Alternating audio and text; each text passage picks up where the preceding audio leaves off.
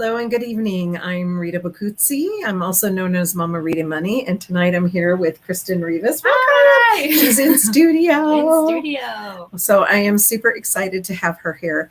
You know, we're breaking through the taboo talk one conversation at a time so that we can have connected conversations, connecting generations and having the discussion, having the talk. The real talk. The real talk, the money talk. The straight talk. And having fun with it, right? Mm-hmm. I mean, there are topics that are taboo in life, right? So sex, politics, religion, maybe not so much anymore, but money. That's actually true. You make a good point. Maybe not so much anymore. Right? Not so I much. guess it depends. It depends. Yeah. So it seems like when we have the talk, are parents talking to the kids about money? Not so much still. No.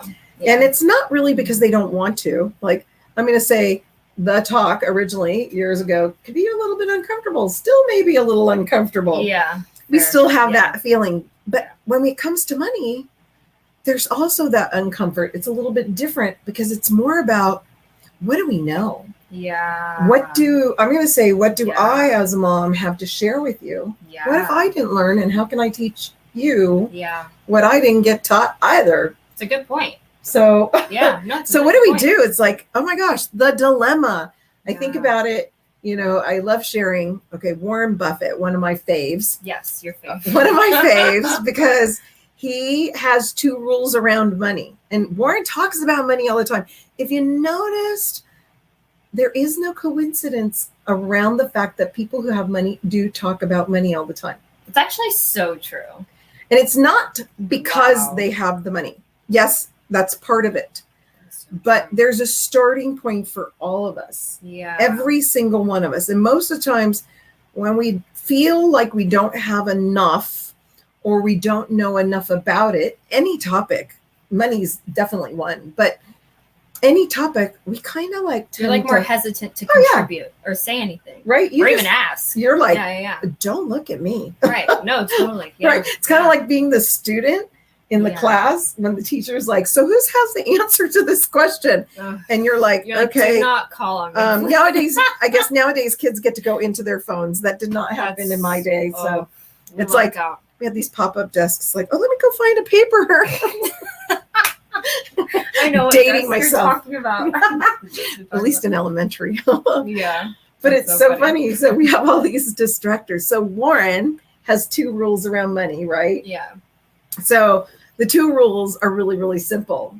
Rule number one is never lose your principal. Oh my God, Kristen, how did you learn that? I listened. Good students. Yes. And we get to have fun. We do get kind of goofy, dorky, silly a little bit. You have to keep it fun. Keep the fun energy going, right? Yes. Because it's time to feel good about money. You've probably seen my banner in the back. And I'm a true believer in it. I'm a true believer of this energy around money, the emotions that we carry around money. And I'm actually going to come back about that with Warren. But back to his two rules, right? So we said rule number one. Never lose your principal. Right? So never lose your two. Never forget rule number one. That's right. Never forget rule number. Okay, so what the bleep is up with never? How do you never lose your money? Button to push. Right. Like, there should be a little sound over that. We'll probably get that in the future, some little horn. It's so fun. But so how do we figure this out? Well, I'll tell you how I figured it out so that I could teach it. I did one of these things. You asked a question. I asked a question. You asked a lot of questions. I asked a lot of questions. Bleep ton of questions, right? Yes. Because we can either sit in all this. I'm going to say it's a mind shift. Oh, yes. Yep. Or mind shift. We could be sitting in mind doo-doo. Doo-doo? Yeah. That doesn't do any good. Ooh. Or the doo-doo that doesn't do. Or we can have a mind shift. Yes. So the mind shift is really in asking all these questions and being the question queens and question queens. But it's not just about asking goofy, silly questions. Sure. It's about being real. Like, what do you want to know about? I know for me is like I was always asking these questions growing up, and people were like, it's not appropriate. Well, why isn't it appropriate? Right. Right? I'm not trying to like from their perspective that I didn't realize when I was younger. Adults are like, you don't pry into adult business, right? Well, I don't want to know your business. I just want to understand the money piece. Right. So the cool thing is, especially today, more than ever before, there's so many books and so many resources around money. I mean, you could get lost in the sea of it. I mean, if you see the sea of books, I have a sea of books surrounding me. And it's not just the books, but it's the people in the company that you keep, right? Yeah. So growing up, what do our parents tell us? Hang out with the right people. Yeah, like good people. Like the good people, the right people. Yeah. Well, and it's kind of like figuring out, who do you want to be most like and where are they hanging out? Yeah. So that this way you can hang out there too. I'm having epiphanies. I'm just having epiphanies. What kind of epiphany did you have? Because I feel like that statement makes so much more sense as like a young adult, because you start to see, like, as you grow, you pay more attention to how people that you grew up with didn't necessarily grow. Yeah. Like those people kind of like get stuck in those groups, and like that group doesn't necessarily like support like growing into a better person, like, maybe being exposed to finances or just like different things, like whatever. But it makes me think, like, wow, the company you keep really does influence like how much you know, not just like who you are. I love it. Yeah. Love it. Breakthroughs. We love breakthroughs. And this happens all the time when we start to have these conversations. Yeah. Even for me, right? Because the teacher isn't the smartest person in the room. Right. It's the student that asks the most empowering questions. And so we love that. So tonight's topic, we're talking about how do we get to our results? What are simple steps and systems? So you get to create the system so that this way you have the choices. So simple steps is, for those of you, I see if you were listening, looking in and checking. So hello and welcome. And we're super excited to have you here. But simple steps, right? Maybe it is a book. Maybe it's an audio around money. What topic do you want to know about? Do you want to know about raising your financial intelligence? Right. What does raising your financial intelligence even mean? Right, like such big words. All of these things, right? Yeah. The money rules. And so raising your financial intelligence is really elevating the confidence level and the knowledge base that you have around money. Yeah. But money is really about just a resource that we get to tap into. And systems is really looking at how other people are doing it and then replicating the same way that they've been successful. So that's what I did. I started learning. And so what I found is we get to do things that we get to take action on, but we have to have an attitude that we're open and it's possible, right? Right. We talked about possibilitarians and what's possible. So if you're stuck, you get to ask yourself that question, what's achievable? Because a lot of the times we tend to aim for things so high that sometimes we aren't hitting our mark that we expect of ourselves. Yeah. So always make attainable actions. I even myself, I have these big goals of how I see this money education movement going. Right. And I also have my day-to-day goals, my day-to-days. I have also an amazing accountability partner. And Doug, if you see this, hey, we've been accountability partners for 11 years. And I talk about them all the time to my groups. Yeah, 11 years. 11 years, because really it's been the driver to my success. And even in the beginning, I like to be that extra credit overachiever. And I'm like, I'm going to get 30 things done in a week. And I'd be burning myself out in the interim. Yeah. And Doug every week would be like, oh yeah, I'm going to get this one thing done. Yeah. And he was getting ahead in everything he did just the same by getting one thing done, very focused. And that taught me how to be more focused for myself and get things done. And that I didn't have to, because most of us are stuck in this one. You don't have to work hard. You just got to work smarter. Yes. But how do we work smarter? That is gaining more exposure so that this way, we can figure out what's our next best move. So I have this little formula that I like to share, and it's about sharing our intentions multiplied by the parameters of what's our value system. So what are our top 5 core values? For me, it's love, wisdom, community, faith, and wealth. And I spell wealth holistically. So it's about having those values and having a belief system that is victorious, that is the possibilities, and then guiding my money mission to get to the results where I'm at. And that actually works with whatever you want to do. You know, and when I go back to our belief system, when we look at that belief cycle, it's about what are the beliefs that were indoctrinated in me? Yeah. Maybe like unintentionally from maybe people arguing about money. We're having to work hard for it. It's not something to be discussed. Right. So it's like closing in and closing in and closing in till you're like, oh, this is just not worth it, right? It doesn't feel good. So you get to create that shift of, hey, maybe I can ask a question a different way and create the direction to move in a different way for me. Yeah. And I do have, and I'm going to try this, something new, because I'd love to share some slides, a little bit of like what we teach in our boot camp, so that this way you can see that there's a process and a system. If I could only find the right one for us. There we go. Here it is. There you go. So let's see here.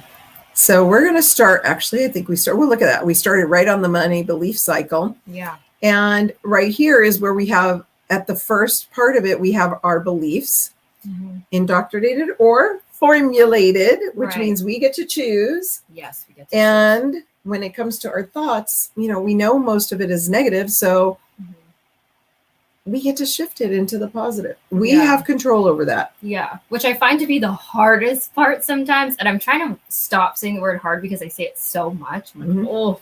But awareness is the first thing, right? Yes. Now I'm aware of it. But because I'm so aware of it, it's almost like it's frustrating seeing how often your mind goes there. But you said something really good the other day. You said you can't control that first thought, but you can control the second one. Absolutely. And so it's just like every single time you see that first thought, even though it's so annoying and upsetting that it's there, it's just like, okay, next time. It has like the louder, it seems like it has the louder voice. Yes. Yes. Oh, yeah.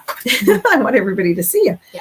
So that's so good. And then emotions. Okay. Back to our friend Warren. Yeah. Oh, Warren. Oh, Warren. We love you. And Warren says there's no emotion in money. And he's right and he's wrong. Right. But I know that in the context that he's saying, totally right. But when we perceive it as just one blanket statement over us, it isn't the right way that he intended that message. So when we look at it, there is a ton of emotions, especially for women, so many around money. You say the word money and you can conjure up so many emotions, especially if you're in a room full of ladies.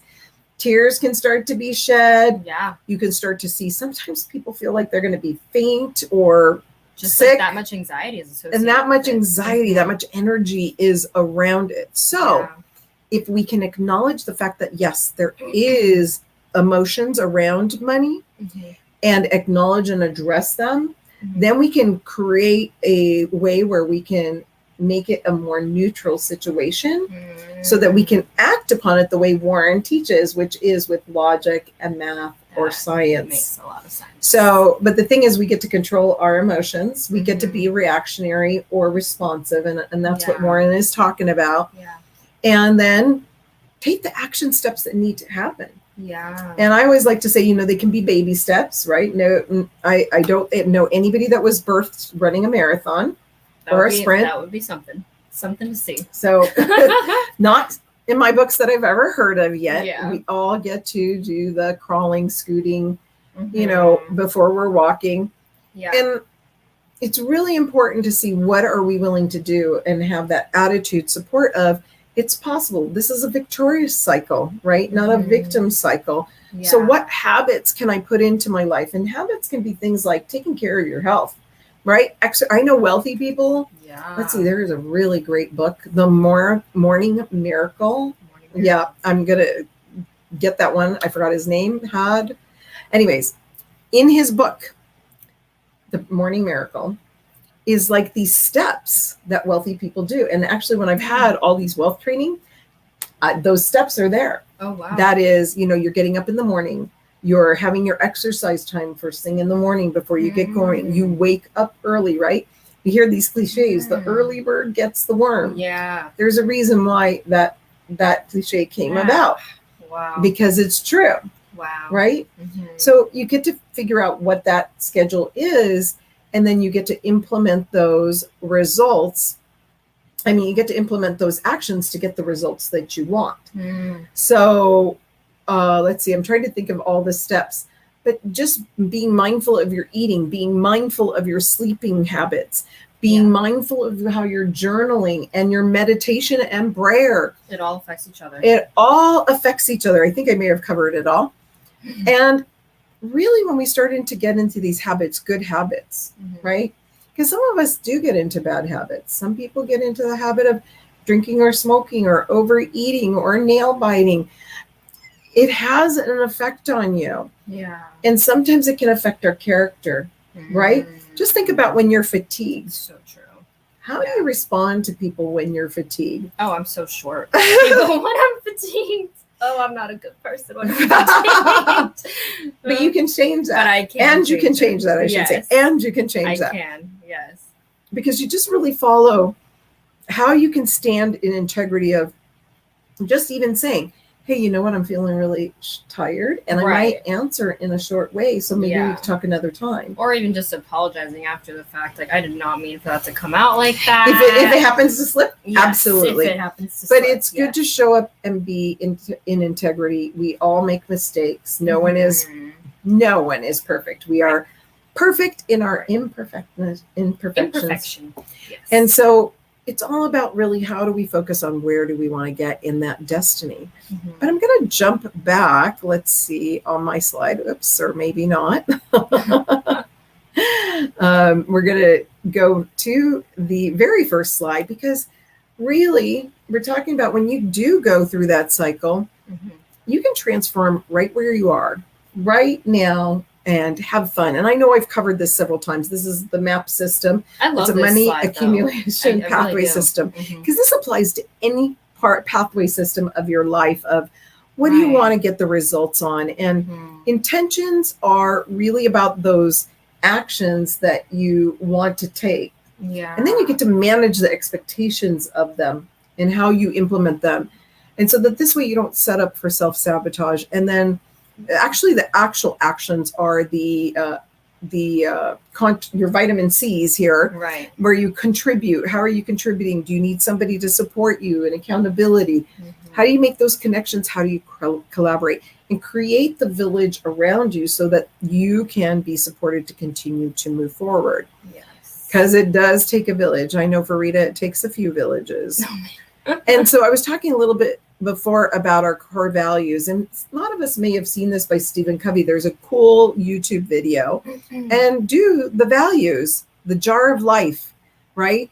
So rocks, those big boulders, can be our core values. They're our anchoring. I like to talk about them as a compass, because they are definitely my guide, right? At the heart of it is the dial of the compass, which is love for me. Yeah. And my true north is wisdom. My right hand side is my community that I go to or that supports me. And then I always have my faith on my left hand side, because honestly, it's what always holds true. Yeah. And then the bottom is wealth, which is spelled WHEALTH, because that means abundance to me. So some of the words can be interchangeable, but if you have those core values, and every time you're coming to a decision point, you check if they're aligned, I cannot stress enough how powerful that is. And it's a super simple step and a system to keep you moving forward to what you want to get to. Yeah. And so then there's the pebbles of life. Those are our life essentials. And we get to just really address what that is for us. Yeah. And we always get to keep the Sandman in our life. The Sandman, have you ever heard that song? Mr. Yes. Sandman? Yes, I have. Look at, see, crossing generations. Yes, that I song. have heard that song. I think I heard it on a commercial.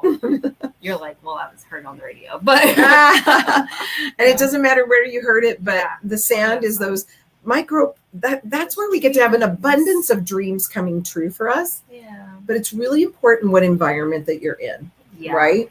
In this case, we're talking about the jar. That's the water. Because if your environment is toxic, I'm going to tell you, even the most positive people don't survive toxic environments. But we do hear about people like Les Brown, who, you know, he and his twin brother were born, both of them in Watts area. Oh, wow. And Les Brown became one of the most world-renowned speakers in the world. Very wealthy. I had the beautiful opportunity to meet him in person. Wow. And he is just phenomenal. So I'm going to say YouTube Les Brown if you want true inspiration, because his other brother fell prey to the fact that he let his environment consume him. Yeah. So we get to change our environment too. Yeah. So that we can. The power of that. Yep. For sure. So he's a great role model, and boy, is time going. So this is super awesome. I love it. It's a fun exercise too, because I feel like it just makes you, it's not something that I feel like you often sit and really like think about. At least before you had us do the exercise in the boot camp, I was like, what is my compass? I had been introduced to that exercise before one time in college, but like it wasn't about what do I care about really. I don't know. It hit me different this time around. That's awesome, because honestly, I don't know. Maybe I did learn about it way past, and it came to the forefront. But the core value compass just came as like, this is how I lead my life. We hear the stories about how a compass will guide a plane or a ship, and if you're 1 degree off, you can end up landing in a whole nother country. My gosh. Right? Wow. So it's really important, because you know what? This is really what's happened with people and their money and their relationship with money. It's more than 1 degree off. So we are so far off as an economy for our elderly people to be flourishing in retirement versus worrying about outliving their money. Right. And we don't want to repeat that. No. So the only way to stop that is ask questions, right? Take smart actions, and really be in a environment, a team and group, and follow people that are like-minded. I think that that is so super important. Right. And let's see here, because if my technology is going to be mindful. And you know what? Really important is definitely that mindset to fuel your money's mission. And it starts with your vision. That's what your intention is. It really is the vision of what you're going to do. And it's calling in that vision. So really taking time to, when we say manifest dream, really dream about it right now with your eyes open in the present, as if it was happening right now. Wow. So that this way you can take that next move, right? So you're dreaming about it. You're hoping for it. But you know, one of my really impactful trainers taught me is, you know, you can have hope and a vision, right? And a dream, but without any action, it's merely entertainment. Yeah. It's self-entertainment. Now, when you said that, that one really hit me during the boot camp. Because I know you and I in the past have talked about like how we're like the dreamers, like we get when we were young, and still to this day, you and I both get lost in fantasy like all the time. But I still do really admire that about me and admire it about you. But then at the same time, I think to myself, I'm like, what action plan have I really created to make that become my reality? Right. And it's like the answer is I haven't done it that much, but I get to. There we go. Yep. I get to. But that hit me really hard in the face, but okay. Right. We get to direct the focus of it. So right. Hope is important. Having the dream, having the hope is important, because it's the mindset to the strategy. Yeah. Okay. Right. Yes. Because if you aren't hopeful, you don't have that dream, you could have the strategy, but you could be living really miserable. But if you're hopeful, that hope helps you keep focus. And helps you be really clear of what you're hoping for, if you're really looking at it as the focus and clarity piece. And then you can look at it in a holistic approach of your life, where is like, how is my mental mindset around this? How is my physical? How am I doing physically? Because when we're not doing well physically, usually our mental status is not that great, and neither is our emotional status either. So sometimes our spiritual status needs to be strengthened, anchoring to faith. Right. What's possible in the world? And having stronger faith than fear is a superpower over fear. I mean, it totally 100%. quashes fear. And we've probably heard this many of times. And then we get to create this well-purposed plan. And a plan is a purposely leveraged action. So what action step are you going to take? Be purposeful about it. How can you leverage other people's knowledge? Right? Maybe get it all together, or read a bunch of books, or go on a YouTube or a podcast about the topic that you want to know most about. Get into communities and just start doing steps to be good to yourself, right? So that you do good. Share that good. When you're sharing that good, you're actually being probably a really great person than most. And then guess what? All you have to do is take one extra step into that greatness. And so many people are looking at you, whether you know it or not. We each affect one another, especially energetically. When you walk into a room when somebody's sad, or it's uncomfortable, you just feel it. Or joyous, right? Like there might be that joyous janitor that you see that's singing and whistling, and they're the happiest person on earth. Why? That's all around their mindset. They're already in victory for where they're living. And we all can take lessons from that. So true. So today we're going to close out. I can't believe that we've just really went through the time, but we're going to go through these step-by-step strategies, so that this way, next week, we'll talk a little bit more about the focus, and we'll build step by step on how you can have the simple steps and systems to actionable and attainable results. And with that, I think I just want to say thank you for being here. I'm super excited to share all of this step by step. And if you want to know more about information, I am going to see if I can turn this piece off really quick. And you can check out Mama Rita Money and or actually financialresetting.com. So I'll put that up there. And oops, that's a different link. Hang on just one second, because I want to get you to the right one. You can click on courses and just find out a little bit more information and details about what's possible for you. And there are certain promotions for some of the courses, and we can, it didn't want to save. So we will just say financialresetting.com, check out courses. It's super simple. If not, contact me through mamaritamoney.com, and I'm happy to support you. That link worked. That will work. So we get to, we get to have fun. Check isn't always, the perfect thing, but what's important is getting the connection and taking the next steps and having the best support. And we're here for you. Kristen's here for you. We're on this money education movement together, because you know what? Friends empower friends to flourish financially, and together we all flourish. Amen. All right. So until next week, we look forward to seeing you. Abundant blessings. Thank you. Ciao for now. Bye.